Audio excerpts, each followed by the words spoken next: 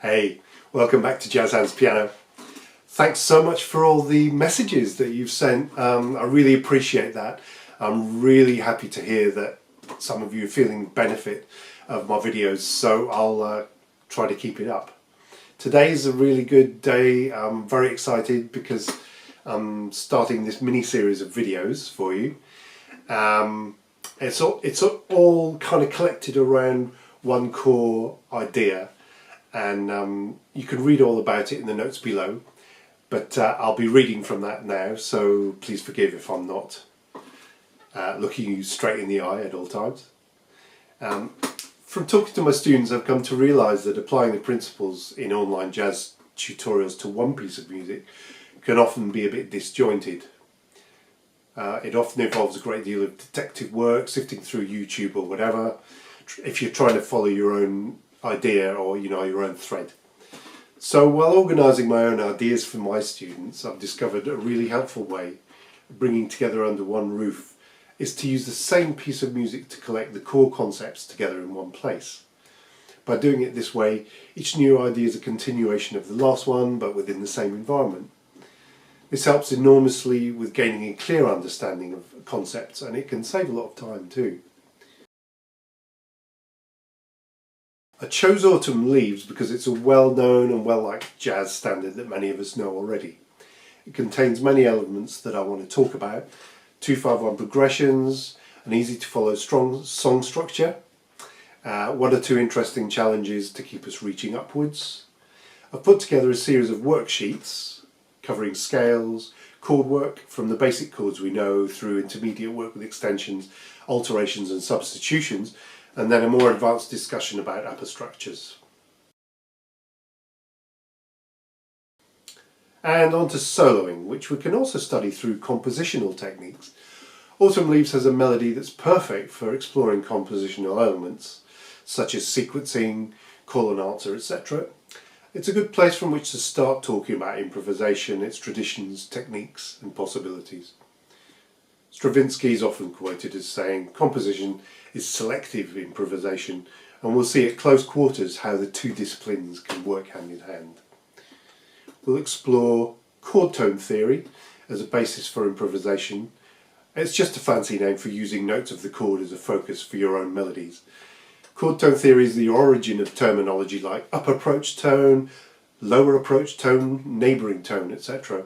All they really mean is the note below, the note above, passing note, etc.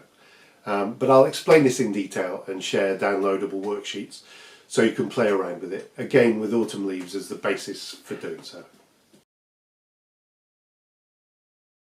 Finally, I've transcribed several solos from master jazz pianists, which gives us an insight into what they do, how that informs today's study techniques, and we'll look at how to use this kind of study to develop our own individual style of playing. You might have noticed one of these excerpts up already. It's the Keith Jarrett one, but we'll be looking at other people like Bill Evans, Kenny Kirkland, Errol Garner, Wynton Kelly, Barry Harris and so on. Studying the masters takes us outside our own range of habit and experience, and it shows us some ingenious solutions for approaching the same ideas that we're working with. So it's exciting as jazz fans for us to talk about them, and as students too. By the time you've seen all the videos, you've learned the melody and chords of Autumn Leaves by heart, learned how to apply chord extensions, alterations, substitutions, and advanced chord theory, including upper structures. You'll know all the relevant scales, modal, diatonic and altered, and arpeggios that can be used within the tonality of Autumn Leaves. That's G minor and B flat major. You'll be improvising using chord tone theory, and will be comfortable with concepts such as extended phrasing, repetition as a tension building technique, virtuosic flurries, etc.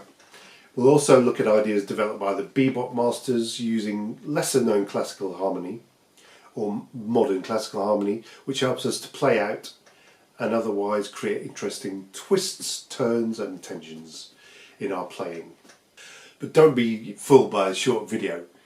Each one contains enough concepts to keep you shedding for a couple of weeks.